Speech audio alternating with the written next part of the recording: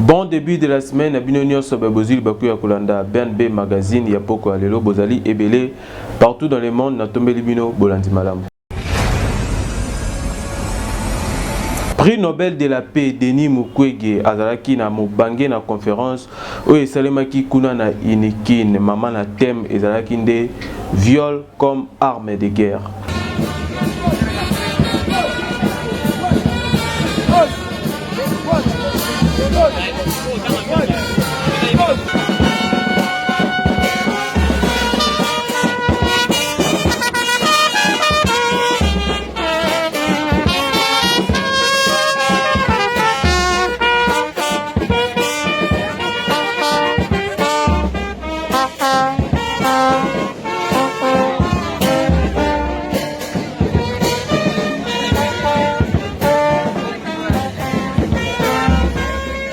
Chef de l'État Félix Antoine Tshisekedi Tshilombo a clôturé la conférence interprovinciale Kuna na Lubumbashi, tous les détails.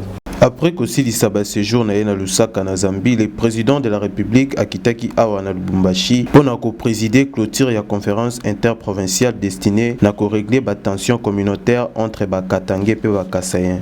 Chef de l'État Azalaki accompagné na la distinguée première dame Denise Nyakero. Weba Kenata Berond Oyo, ba participants interprovincial Bazalaki Ebele locaux la gouverneur ya 9 provinces, ba chef traditionnel, ba acteurs politiques, pe ba représentants, ya ba association socio-culturelle, il y a des espaces Katangé pe Kasayen, bango pe Bazalaki wana.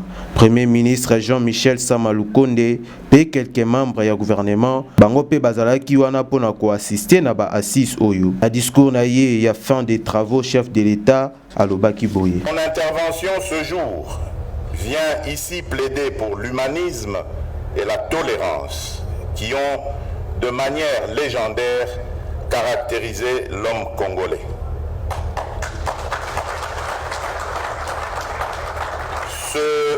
Ce plaidoyer se veut en outre responsable dans la mesure où il invite chacun de nous au respect de son prochain, des us et coutumes, mais par-dessus tout au strict respect des lois de la République et à la non-perturbation de l'ordre public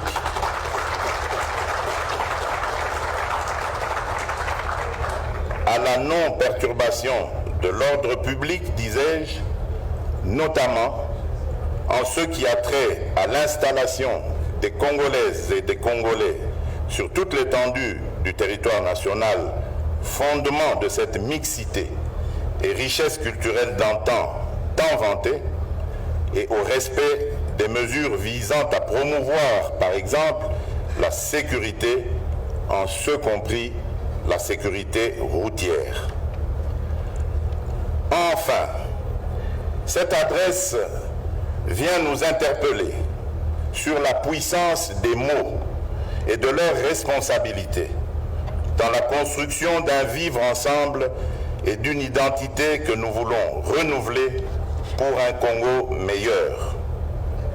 À cet égard, j'entends attirer l'attention des leaders politiques, des responsables religieuses et autres forces vives de la nation sur le rôle leur dévolu dans la construction de cette unité souvent sapée par les ambitions des uns et des autres. Puissent nos langues devenir de véritables vecteurs d'unité et non l'installation de barrières hostiles. Nous sommes un même peuple, une seule et même nation, une nation qui continue de faire l'objet de menaces sur son intégrité et son patrimoine national, mais une nation que nous avons le devoir et la mission de protéger pour assurer un meilleur avenir aux générations futures. Préservons notre unité, notre solidarité et notre intégrité nationale. Mokolo lobby monde entier célèbre qui journée internationale du travail. Population et ville province de Kinshasa balobi nini toyoka bango. Journée à travail na mboka na biso ezala respecté.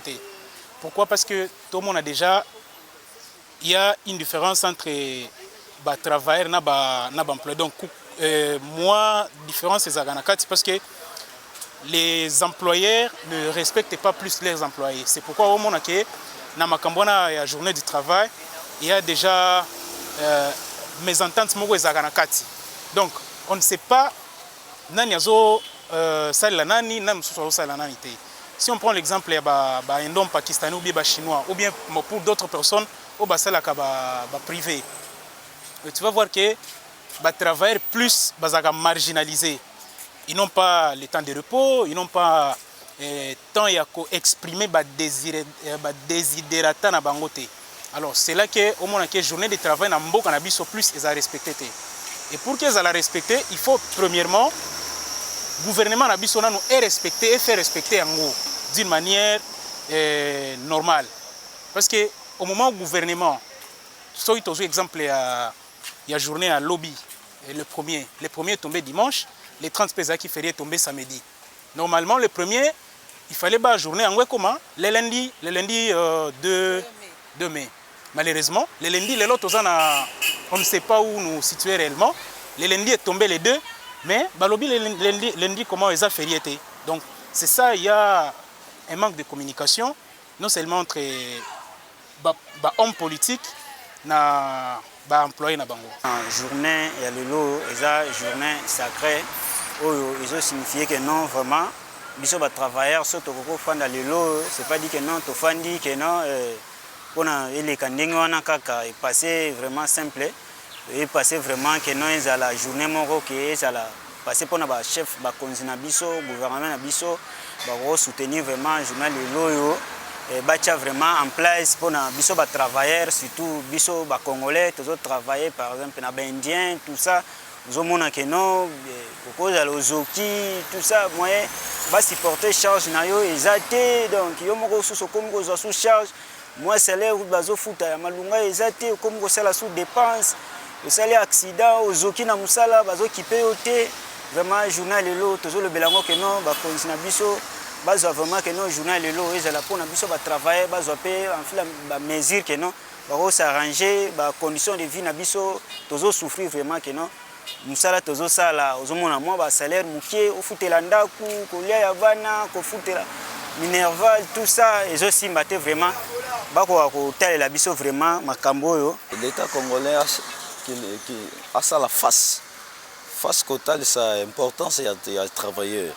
C'est pas aussi mauvais, c'est malin. Et bah quand on va trouver solution quoi bah peu importance il y a celui qu'on appelle un travailleur. Il faut pas d'importance parce que dans service s'il n'y a pas le personnel engagé service on est kobenga ma service té faudrait ils en a bateau bazaki bazaba personnel bazo sala kuna bazaka même respecter na musana bango na ba salaire na bango ko quand même ça va. Week-end eleki général Silvano Kasongo akitaki kuna na commune ya Limete pour la situation ya embouteillage o ezalaki ko salema na kwa na toza ba détail ya Véronique Bemanga.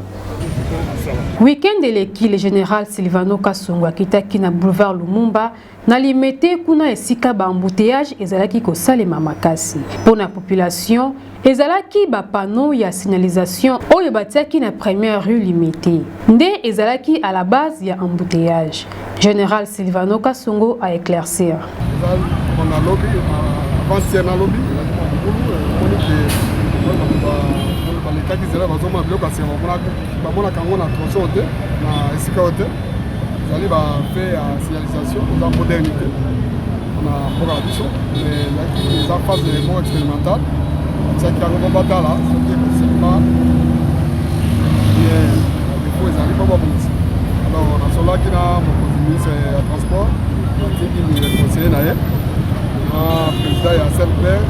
On a la société pour on doit harmoniser la police de façon que les gens ça qui revient dans le bureau il y a ouais c'est là on a décidé que donc là on va retirer la panneau on va la commande de 10e 7e awa pour Gabi na Huilerie franchement Huilerie na NMLS na boulevard Joval na NMLS na 24 donc petit na Empire wana moi déjà na 24 bakola bakotia partout oza phase expérimentale kostope nano lelo de façon ntango bakotia partout bakosynchroniser de façon bayeba baminute kokoso ezala te puis en même temps baagent ya police officier bazwa mwa recyclage de façon ke na sensibilisation esalema de façon ke na biso na baisager tozala même langage oyebi incivisme eza ebele na bakulu mituka bazotosa te basengeli moto ayeba ke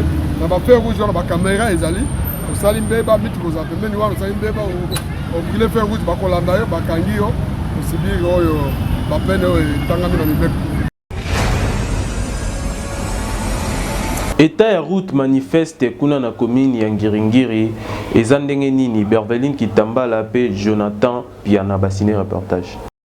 Population ya commune ya Ngiringiri pe commune ya Bumbu batondisami na esengo ndenge bakondi ya mboka basali bango prolongement ya avenue Asosa kobanda na avenue Ngiringiri kuna na commune ya Ngiringiri ti kuna na avenue manifeste na commune ya Bumbu. Kasi ya pasi ezali que na niveau ya avenue manifeste ka niveau etondi kasi population moye basala curage ya ka niveau ezali te po bisika ya kubwaka salite ezali te. Oyo eza point si oyo basali biso na manifeste eketi ya Sosa.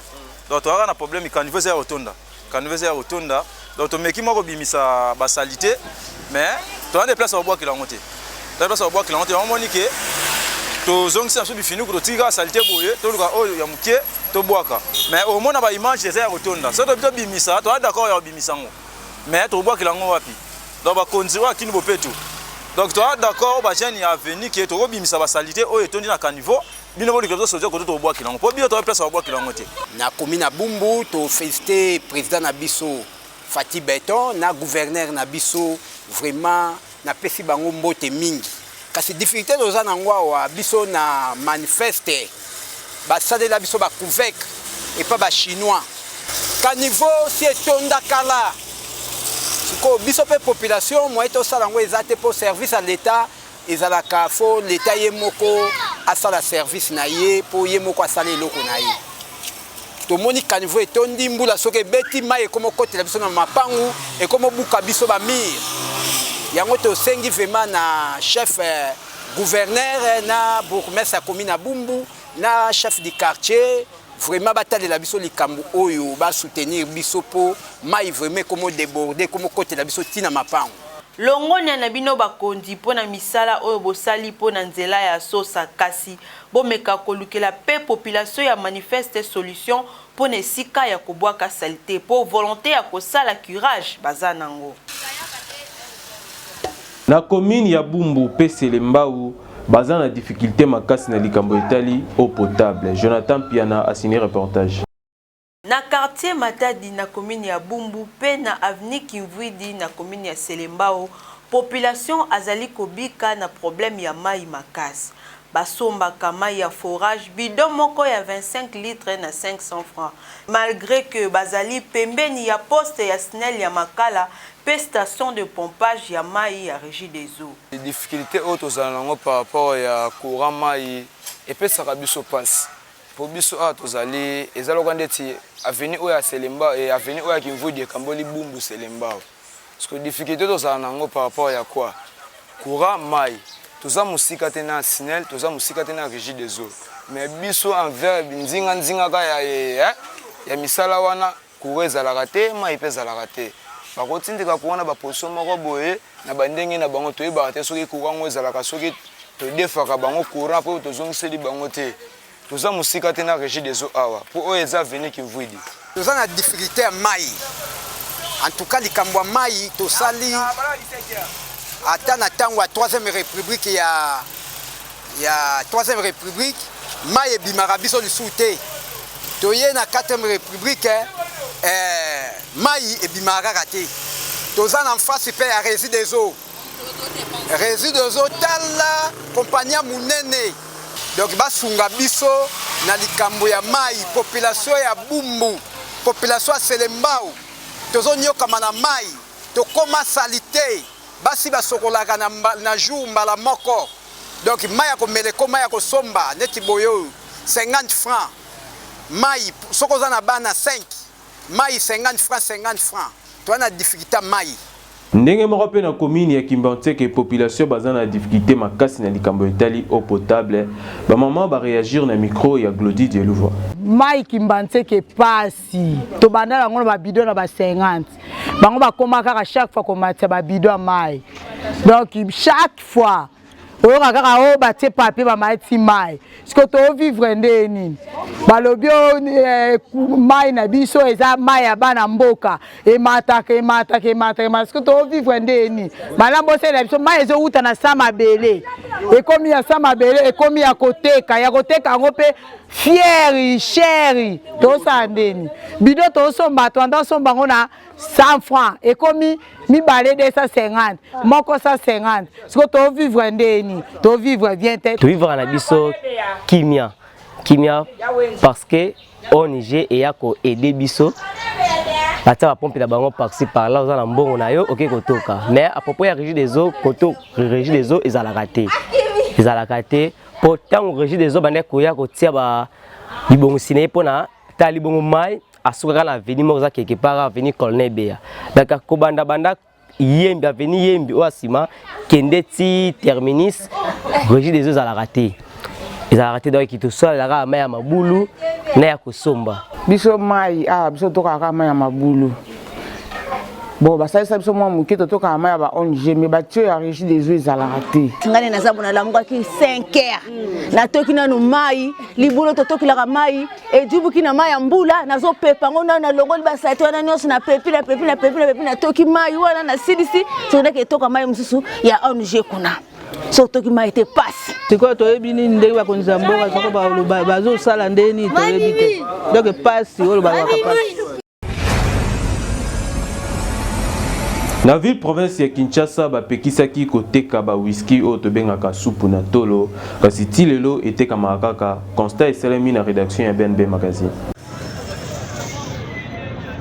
Caméra ya magazine BNB kitaki na ville ya Kinshasa pona kosala constat sur vente ya masanga ya makasi oyo to bengaka supu na tolo oyo gouvernement congolais epekisaki biloko oyo ekoki koteka mate na Kinshasa na micro na biso ba kinwa ba pesi ba raison pourquoi bazoteka supu na tolo biloko ezali soulagement ya pasi ya république amsu bana kinguta ba changer $100 pour la prémisse enga sula 500 ya calcul mobile 300 fois pour le loko kolia 200 fois na boka mwa libango donc on a kosenga na gouvernement na miso na yo na miso ba boti na miso nzambe boye ba ko batela biso malamu boye biso ke soso za $2 lelo male wango ya pamba tola na nzala masanga ngo yo perdre muto perdre pour nini nzala na makanisi bako sela biso ka misala to changer ba kopo yo puisque sans kopo to vivre te na bana gouvernement azaka na musala ko pesa biso misala pour to changer ba kopo puisque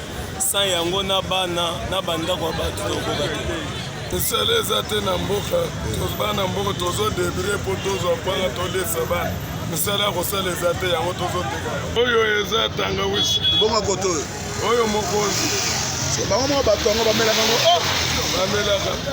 bamela ngo bato bazo sala ngo bamela ngo bamfusu bamela ngo ndiye wana bamela ngo wasongeli kingangi zayo apesi na sana bapote pele oya liboso waka masanga ya mibale yango apart yo ya yazoni kangu ya ye bino bozomona extra komela biloko wana bozomatala yango wana pesi bongo babakisa Messi mais bozomona bino moko mutato kumba bato na moto bozomona bino moko bomona bino moko ministre ya industrie bayokana na gouverneur basala suivi na ba industrie wana batanga yango parce que ezobebisa bajeune ezokomisa bango pa impuissant ezobebisa bango mitu yango kikuluna ezose développer de plus en plus. Ndeko oyo avandi pembeni ya ba whisky alingaki amila tango amoni caméra na biso a changé idée boyoka ye. Na mérite mode. Ce que lobby ni pour tout le bosso donc.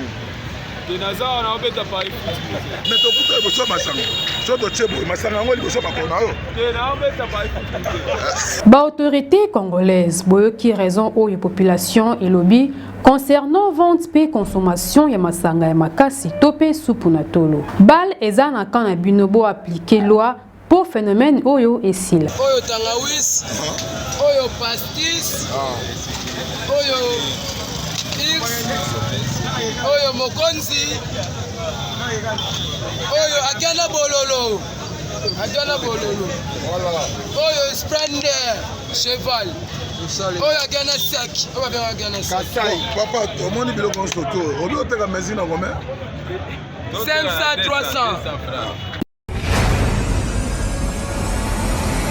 Ligue nationale de football na Mokuseli na foot tilelo compétition et zozonga kakate malgré ba réunion et belé. Rédaction ya BNB Mag et Céline Bino Elemao. Nous sommes en train d'envisager d'autres solutions pour pallier à la situation de sorte que le championnat répète, parce que vous savez qu'il y a des agendas qui nécessitent la reprise du championnat. Mois d'avril, Oyo et Uti Kosila Tomonaki rencontre ya ministre ya sport Serge Kondé, délégué à Fekofa et délégué à l'Inafoot, on a mené à échange na bango, et zalaki essentiellement pour la reprise ya championnat national Oyo Tobenga Kalinafoot. Tokoti déjà mois de mai, suite ezaka kate ba club bazoye bate, soki championnat et kozonga tote. Kalamingite Fédération Congolaise de Football Association, ba Uti Konome staff technique pour na ba Léopard à prime. Mais tozoye bate soki sélectionneur à kozwa ba joueur oyo babetaka na championnat nini. 4 mois déjà tozo kende l'Inafoot et Katana oyo ba raison et yebanate.